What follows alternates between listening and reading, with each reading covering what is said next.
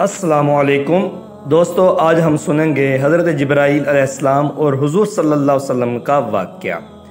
ایک دن حضور صلی اللہ علیہ وسلم نے حضرت جبرائیل علیہ السلام سے پوچھا، اے جبرائیل، کبھی ایسا بھی ہوا کہ آپ کو آسمان سے زمین پر نہایت عجلت اور برق رفتاری اور نہایت مشقت کے ساتھ فوراً زمین پر اترنا پڑا؟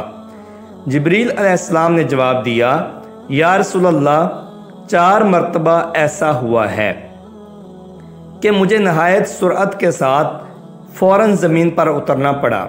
حضور اکرم صلی اللہ علیہ وسلم نے حضرت جبرائیل علیہ السلام سے پوچھا، کس کس موقع پر؟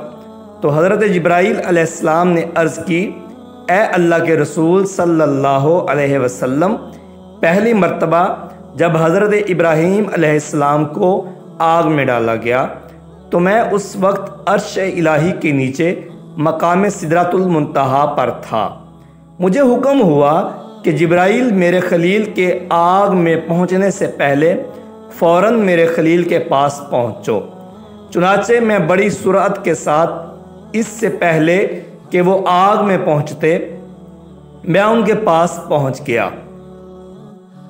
دوسری بار جب حضرت اسماعیل علیہ السلام کی گردن مبارک پر حضرت ابراہیم علیہ السلام نے اللہ کی طرف سے آزمائے جانے کے موقع پر انہیں ذبح کرنے کی خاطر چھری رکھی تو مجھے حکم ہوا کہ چھری چلنے سے پہلے ہی زمین پر پہنچو اور چھری کو الٹا کر دو۔ چنانچہ میں چھری چلنے سے پہلے ہی زمین پر پہنچ گیا اور چھری چلنے نہ دی۔